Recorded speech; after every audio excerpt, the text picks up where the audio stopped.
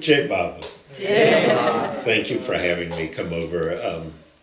I was asked to speak, but not given really any directions about what to say. So when I was doing the evening caretaker, I asked Hafiz to help me figure out the theme, and he did. So let me give you a little context. How many people were raised in the South? Bob, you were in? Oh, yes. Okay, Dee? Definitely. Okay. We're totally Yankees then. So, I don't know if this is true throughout the country, but in the South, when you were a young kid and when a grandparent, say, wanted a kiss, it'd say, "Give me some sugar, honey." Mm-hmm. Do you remember that? "Give me some sugar, honey." Did you all have that outside of the South? Would anyone? A grandparent? Okay. Give me some sugar, honey. Yeah, give me a kiss. Give me a, which meant, give me a kiss, exactly.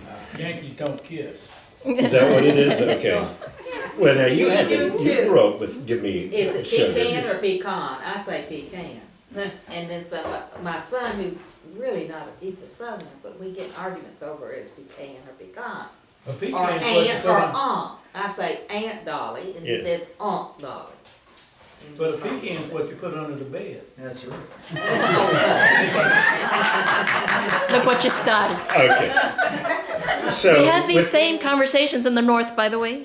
Just want you to know. So now that you understand that Sure.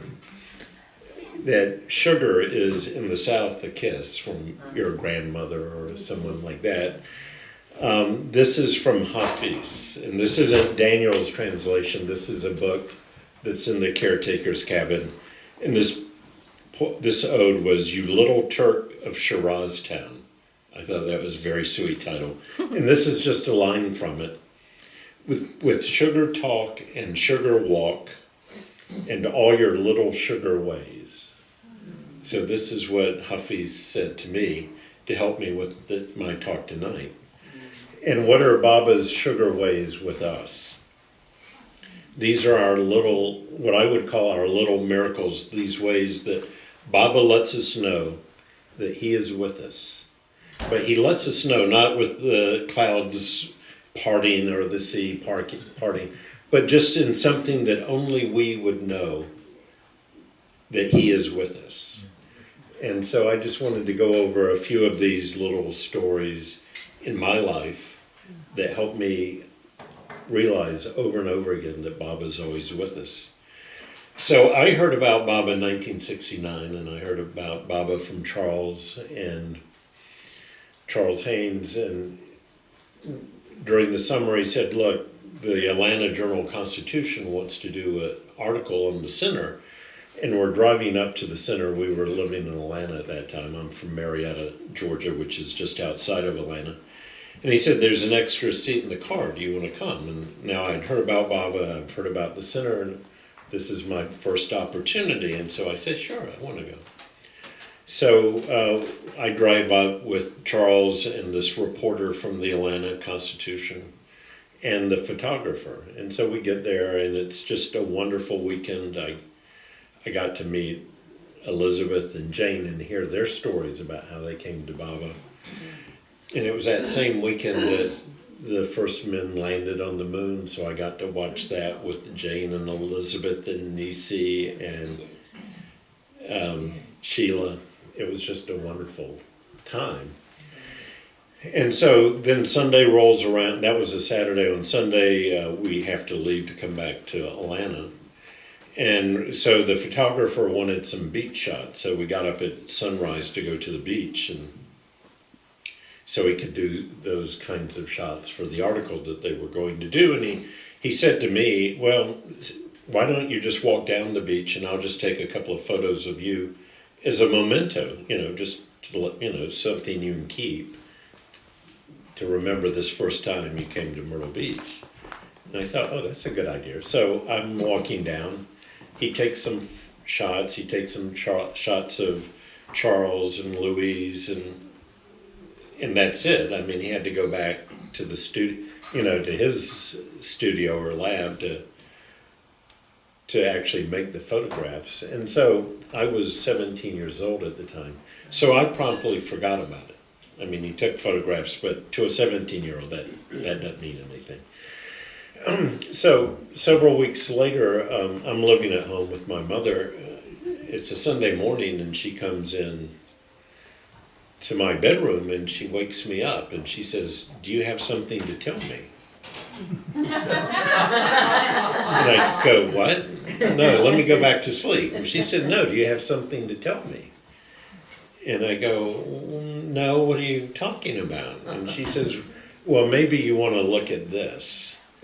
And so she brings out the Atlanta Journal-Constitution, the Sunday supplement, which is, you know, in any major city, you have the Sunday paper and they have that magazine in the middle. And, you know, it has interesting stories in it. Well, she brings it, she shows it to me, and she opens it to the centerfold. And there's this picture of this, you know, boy walking on the beach at sunrise. You're all taken. Yeah, if you would show that.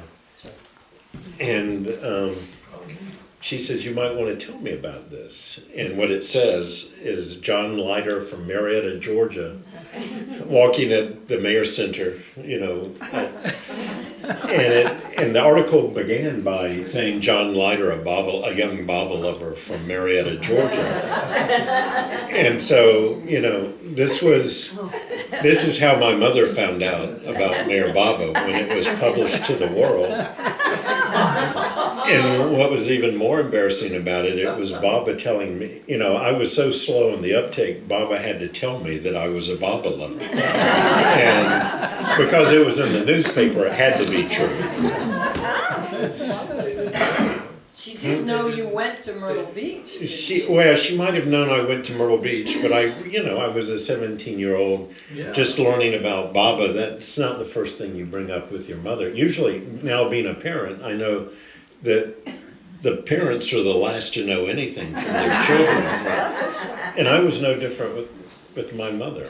And but she got even with me, and I'll tell that story as well. But so that was my beginning. The newspaper had to tell me I was a Baba lover, and I accepted it.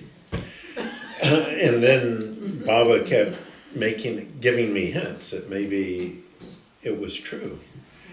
And so now I'm at Emory, I'm in college, and I remember one morning I was walking on the campus, and I was in a really foul mood. I just remember being in a really bad mood that morning. Either I didn't sleep, I hadn't gone to class, I hadn't done my assignment, I don't know what it was, but I just remember even to this day how bad I felt. And this guy I knew, he was an upperclassman, came up and he started yelling at me. I mean, literally in a high, you know, he was yelling. He said, "You Baba lovers, what is it about you all? You're always smiling." And so I was just in the worst mood. But somehow he saw me smiling, and that was his connection. That it was a thing that Baba lovers did. They're always smiling. And that was Baba's hint again, that he was there even with me on campus. Now Mary and I have another history with the Sunday supplement, not in Atlanta this time, but in England. I think it was our first trip to India together. We're now married. And we're in the airport in Heathrow. And, you know, we're now on the plane to Bombay. And in the old days, the airlines would actually pass out newspapers. Can you imagine that they would do something like that? And so we got whatever, the London Times, the big paper, and so we had it in our lap. And remember, we're on our way to India. And Mary opens that supplement again to the centerfold, and this time it wasn't about me.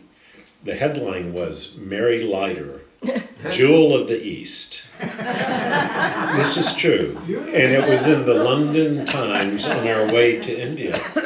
And what we discovered is that there was a Mary Leiter before this Mary Leiter. And she was, if any of you are from Chicago, she was the daughter of the founder of Marshall Fields, which is a large department store. And she married Lord Curzon, the Viceroy of India. And she was so loved by the Indians that she was called the Jewel of the East. They loved her more than they loved Lord Curzon. And so this was Baba's little sugar to us on our way to India.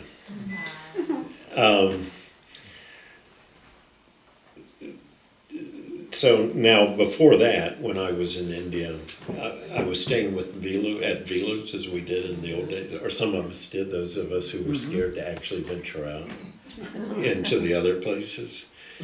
And the first time I went, I was there with Charles Haynes, and oh, now I forgot his name, but he was in the army at the time, and he came from Germany. He used to live in Myrtle Beach. Well, Charles got called back to the States because he had to report for a physical, for the draft. This was still 1971, and the war in Vietnam was going on. And I just decided to stay back, and so I went with Charles to Bombay to put him on the plane. And I was coming back, and Vigaloo had said, "Look, when you're coming back, rather than coming into Pune and trying to catch a cab, get off at the city called Shivaji Nagar." I don't know if any of you have ever stopped there. It's apparently the biggest taxi cab stand in the universe. I had no idea what it was. I had no idea what to do, but she just said, "Get off and you'll find a taxi to Ahmednagar. It'll be easier to get it there." Well, I get off the train, and it was like there was just a sea of humanity. And they're all going around looking for a taxi or a bus to get somewhere. And I had no idea how to even begin to think about getting a taxi to Ahmednagar. And I'm just sort of looking around and standing there, and suddenly in front of me is Vilu's driver. She had her own driver in Ahmednagar. And he pulls me over, and there's Vilu sitting in the car. I mean, she had no idea that when I was coming back. I said, "Vilu, were you here to pick me up?" And she said, "No, of course not. I was here just to grab someone who wanted a car ride back to Ahmednagar. She was going to charge someone a fare. And this is her way of finding someone. And suddenly, out of thousands of people, I'm standing there." So again, this is Baba's little miracle for me, that totally unexpected, but it worked out perfectly. So we've all had these kinds of stories. I mean, this isn't just for me, but we've all had these little drops of sugar, little miracles in our life. In my practice, practicing law over the years, I didn't, it's hard to think about Baba being with me as a lawyer, and especially in the courtroom, but he was. So I'm now, Mary and I moved back to Myrtle Beach from Atlanta, and I have this case that no other lawyer would take. It was this police officer who had been fired because he had been involved in this big drug sting, but he and his partner had gotten carried away, and his partner told my client that he had maybe embellished an affidavit, a search warrant affidavit, that he shouldn't have embellished as much as he did.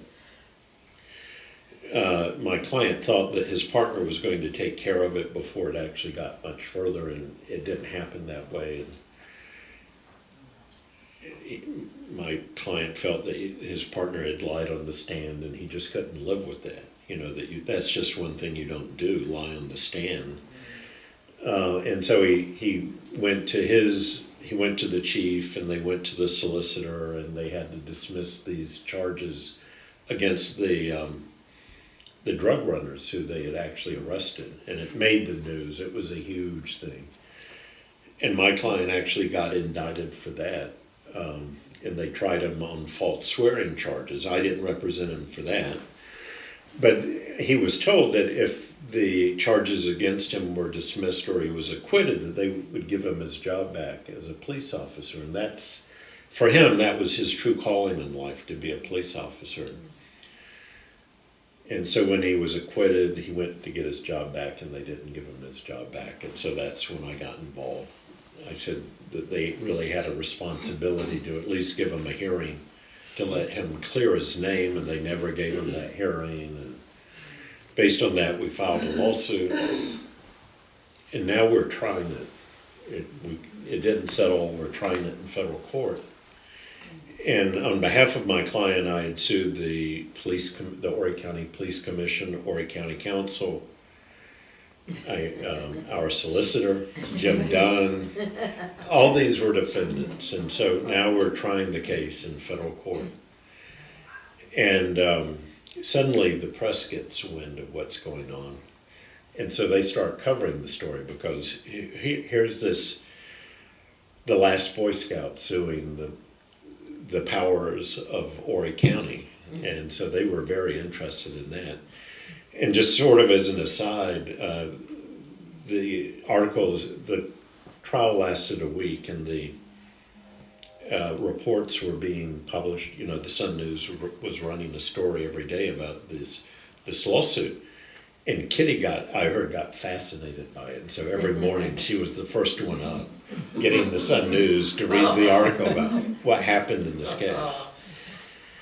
But on the last day, the jury is now out. They're deliberating, is what's going to happen to my client. And for a lawyer, that's the hardest part of the trial, because it's all over with. It's totally out of your hands. You've either won or lost. You don't know. So I'm in the courtroom by myself, just waiting for the jury to come back, and one of the defendants came in. And so it was just him and me, and he was the only black commissioner on the police commission. And, I don't want to talk, I'm not allowed to really talk to defendants, outside of the presence of their own lawyer, but he wanted to talk, and he came up and he started talking to me. And he said, we're very grateful to her. And I looked at him and I said, excuse me? And he said, we're very grateful to Mrs. Chapin. And I said, I knew Elizabeth Patterson, but she was Chapin. To him, she was Miss Chapin. And I said, I don't understand. And he said, well, our church needed money. We needed to build a new church, and we didn't have the money. And we approached Mrs. Chapin, and she made it possible for us to get this money for this church. And he said, we'll always be grateful to her. And I'm thinking, why is he telling me this? Baba, why are you telling me this? And what happened is they were talking in the back, all the defendants, and they were saying, who's this upstart lawyer who would even bring this lawsuit against us? And so they said, well, it's John Leiter. He's new to the area, but he's a Baba lover. He's up with the Mayor Spiritual Center, and as you know, that's run by Elizabeth Chapin Patterson. And more importantly, it was Baba telling me, I am everywhere, and I take care of everybody. And Elizabeth was his true and faithful servant to make sure that happened. So this black church, this black man, knew me because of Mrs. Patterson, and he wanted me to know how grateful they were, even though I was suing him. That was the beauty of that one. Did you win? Yes, we did. Well, we did and we didn't. So we did win in front of the jury. They did come back with a good verdict in favor of the client. On appeal, the appellate court decided to change the verdict. So, but it was just that moment in the courtroom with this elderly gentleman was a win for me. So. Did he ever get his job back? No, it was sad. That's sad. So I actually want to, these are supposed to be my stories, but I want to steal one. Mary, you'll have to help me with this. How many of you knew Dinah Harmon? She just recently died. But so Dinah has been had suffered from cancer for a number of years, and she was a nurse. So here she's trained all these people to help people, and now she needs help. And for Dinah, who was maybe almost as independent as my mother, accepting help wasn't the easiest thing for her. And so she lived in Atlanta, and she now has to go into the hospital for surgery. And she really is there by herself, and she's doing her best. And I think it's when she came out of surgery, the doctor is standing there. She opens her eyes, and he says, "Jai Baba." It turned out that the doctor was from Myrtle Beach, one of my son's best friend, and he was now practicing in Atlanta, and he saw Dinah. Dinah was wearing a little Baba ring, and he saw it, and he knew who Baba was. And so she comes out of surgery, and he says, "Jai Baba." I mean, if that's not Baba taking care of us. So I want to tell this. Let's see if I have any others here. Oh, I have to tell this story. So now we're living in Myrtle Beach. I joined the Rotary Club, in part because Marigee was such a big Rotarian. I love Marigee. And so I had the opportunity to join, and I'm now a member. And they asked me at some point to talk about Baba in the Center. And I go, "Oh, that's sweet. I'd love to do that." But it occurs to me, well, I should tell Jane that I'm going to give this talk about Baba in the Center to the Rotary Club. But then I go, no, if I tell her, she's going to get all anxious about it, and then I'll get anxious about it. And it'd be easier. She'll never know. I'll just give the talk. And, yeah. But I'm thinking about it. It occurs to me, I should tell Jane. No, just leave it alone. So it's now the day of the talk. And so the talk is where the Rotary Club always meets. I mean, there's nothing unusual about that. But if you remember Jane's big black car, she had this big black sedan.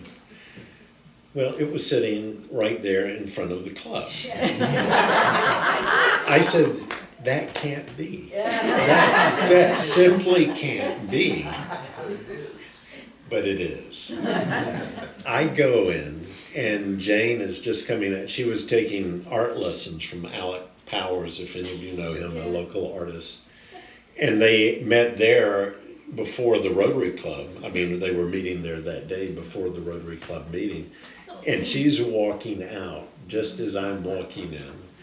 And she greets me, and it's a typical sweet, all love greeting. And I say, Jane, I have something I have to tell you.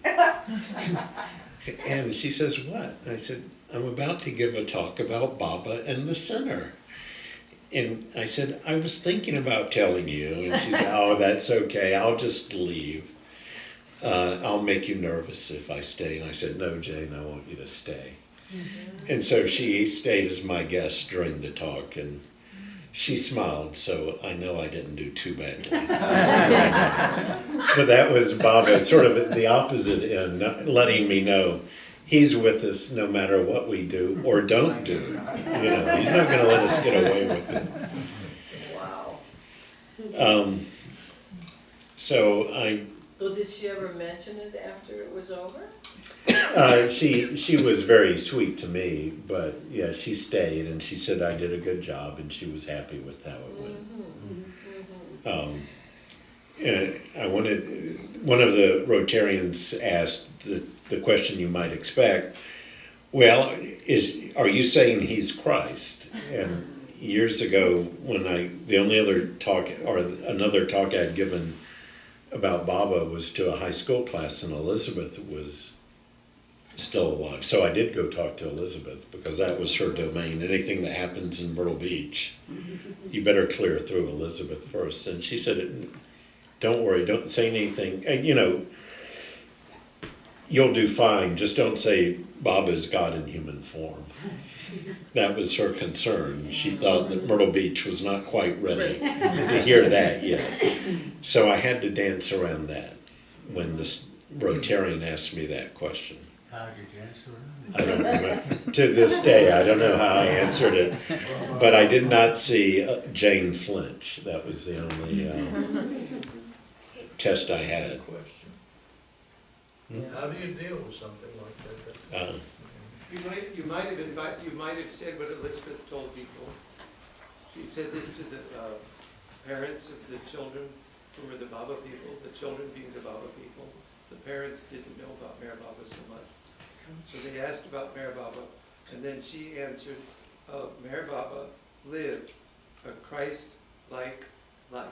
Oh, what a You might have wonderful. answered that. I wish I had known that. I would have said that. I've heard that she said Baba had all of the Christ qualities. Oh, I like that. Dixon. Henry Kashadi used to go to New York City every now and then because he was working on incorporating Mayor Baba House. Right. And so every time he would go, Adele would line up these places for him to talk. And so she lined up the Joe Pine show. And Joe Pine was like an attack dog. Right. I mean, there was some, Darwin went with him, and so they were sitting there, and Henry's getting really nervous because the people in front of Joe Pine just ate him up, So anyway, he's sitting there, his turn comes, and he gets up there in the chair and everything, and the usual pleasantries, oh, I'm so-and-so, and so-and-so.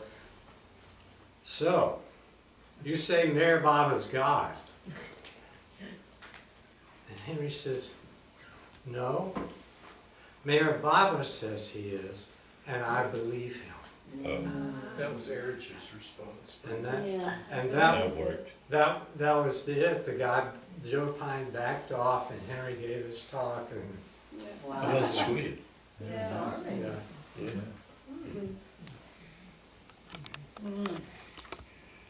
So I was going to say, I mentioned in the beginning when I was telling the story about my mother that she actually gave me my best story. I mean, like this. So my mother was very, she loved Baba people. And she came to the center several times, and she would never quite say that she was a Baba lover. But she was, and but she was. If she were here, she had a deep German accent. She came over in 1939. And when she'd called the office, my receptionist would say, "There's a man on the phone claiming to be your mother." So that's the kind of voice she had. But she was fascinated with spiritual things, or as she understood them. And even India, she claimed she had an Indian boyfriend in her past. So when I told her I was going to India, she was not surprised or at all about that.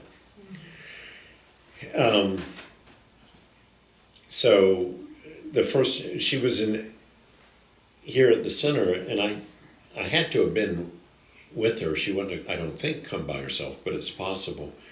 But I wasn't with her the day that she met Kitty. So she goes in and she talks to Kitty. And so she obviously hears Kitty's accent. So my mother says, "Where are you from?" And Kitty says, "England." And my mother says, "Well, what part of England?" Kitty, of course, says London, and then my mother said, what part of London? And Kitty said Kensington. And so my mother said, what road in Kensington? And Kitty, of course, says Russell Road. And my mother says, what address on Russell Road? And so Kitty said, I think it's 10, what was 10 or 12 Russell Road? And my mother explains that she was on Russell Road. She's now telling Kitty she was on Russell Road in 1931 during the Round Table Conference. And she was at 22 Russell Road, I think. I found a letter after she died from the people that sponsored her, again Rotarians. They brought her in to help as an interpreter for some of the events because she knew German, French, and English. And I found this letter, and it tore off, but this is on the envelope of the person.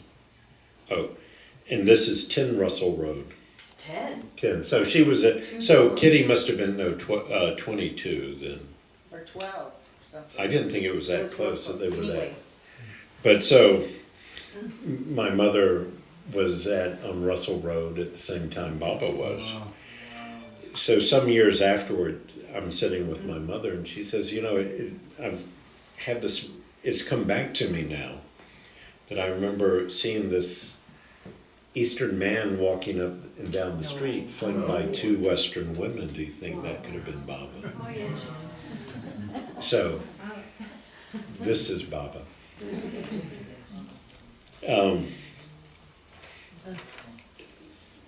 So, I want to read what, because this is our sugar, and Adi Sr. actually said that Baba gives sugar, but in a slightly different way, or Adi's context is a little bit different. Adi was being asked or said something because he came with Baba in 1932 to England, and he saw how Baba treated the Western lovers at that time, and how sweet and accepting Baba was during that time. And this is what Adi said about the difference between Baba's indulgent treatment of the Westerners in the early years versus how he behaved with the Mandali.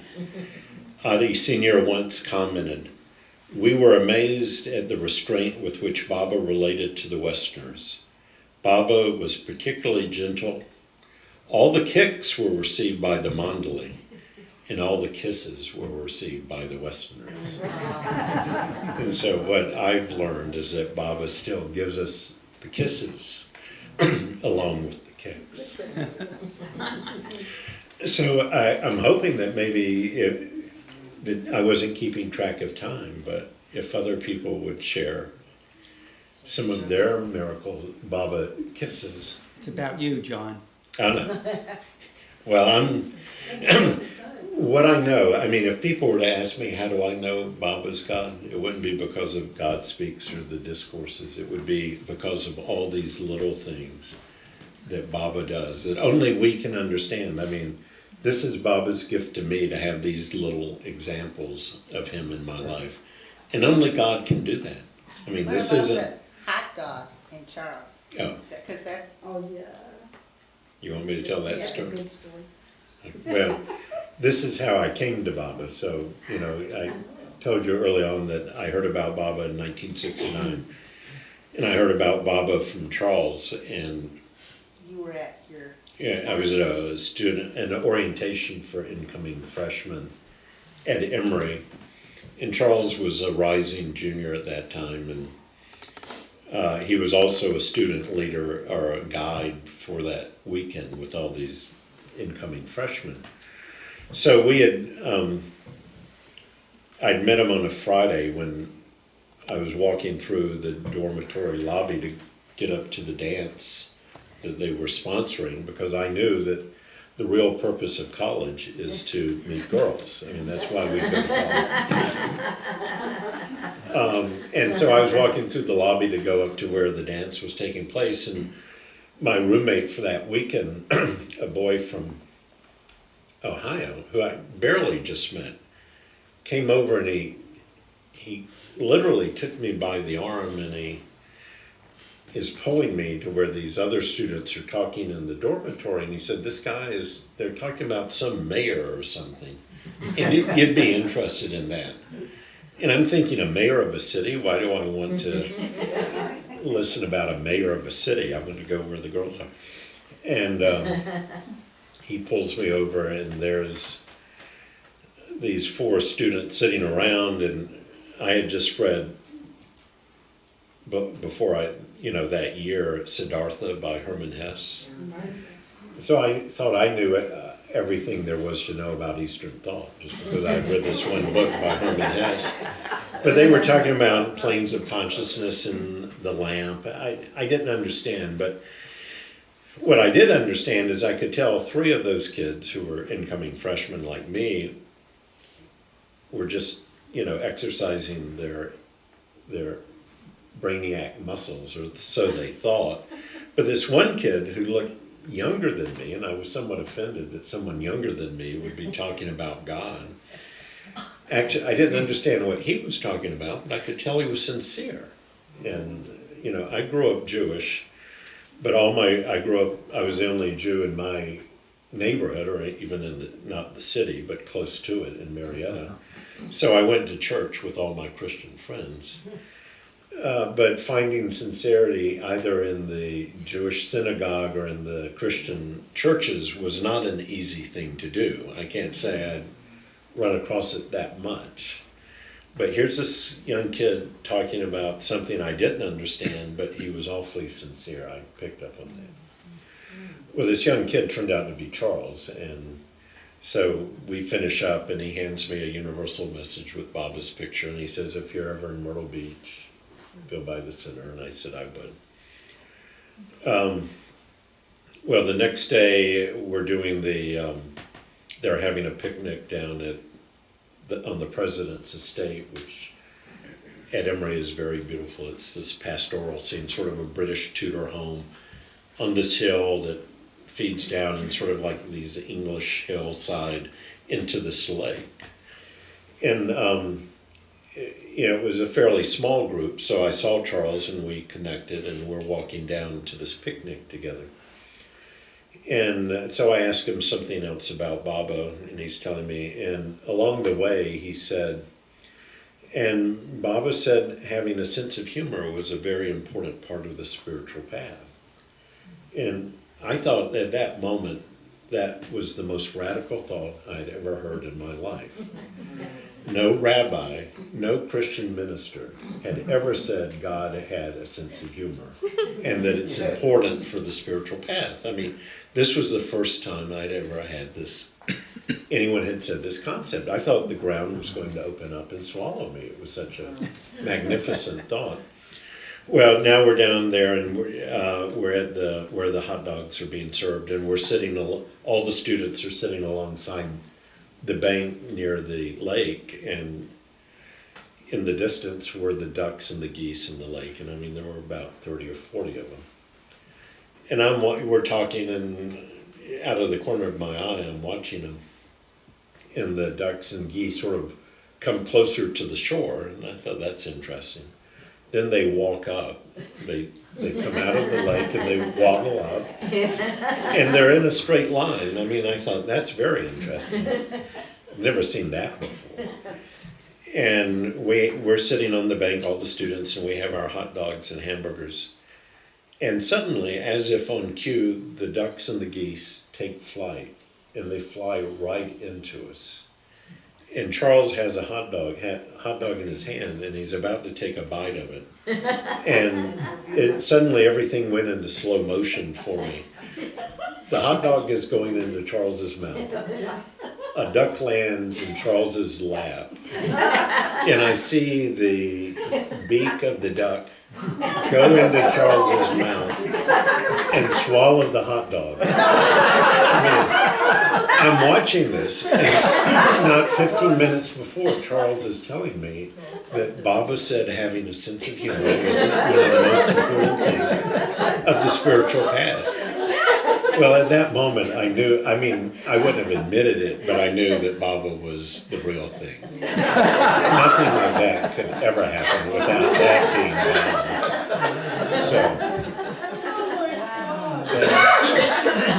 So a duck brought me to Baba. If I can say Charles did, but it was a duck. Wasn't it a paradox? It was a large paradox. And So what was Charles' reaction? well, I mean, we were, the ducks were all over us at that point. I'm not sure he even remembers it the same way I do, because it was just suddenly there were ducks flying around and one landed into him. But I mean, he was shocked when it happened, but Did he say anything? not that I remember. I mean, well, at that moment we were all in fear of the ducks. I mean, none of us had ever been attacked by a duck. I'm wondering if this is a repeat. His tongue was tied to hot dog of them. That's right. We can go back to Emory and try. We can relive this.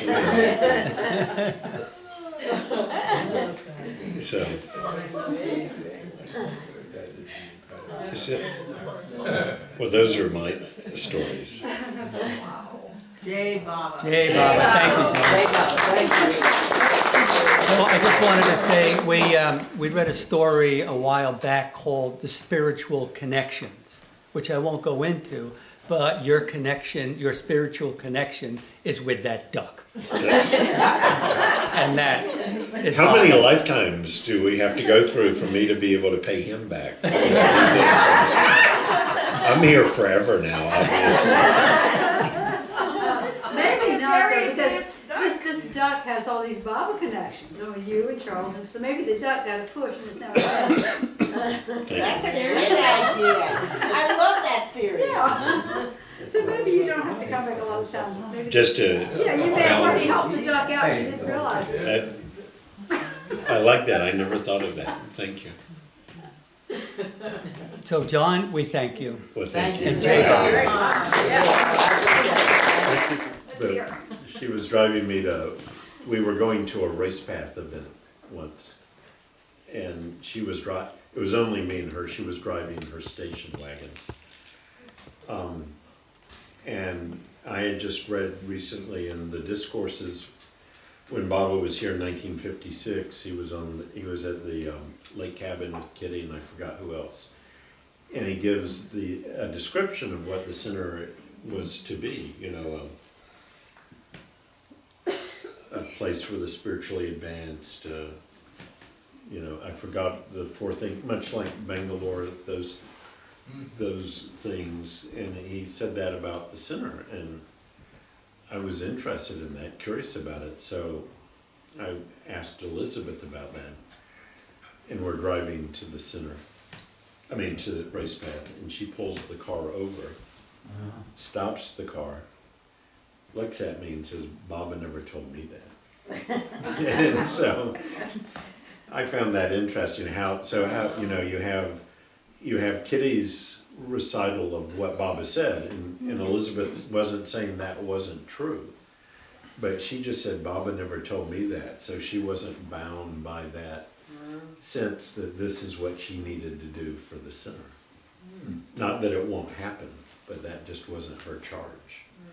And I thought, this is how the Mandali have to work together. This is incredible. So that was my one story with her. Other than when she asked me, when I told her I was going to law school, she said, why waste your time? I maybe should have listened to that one a little bit.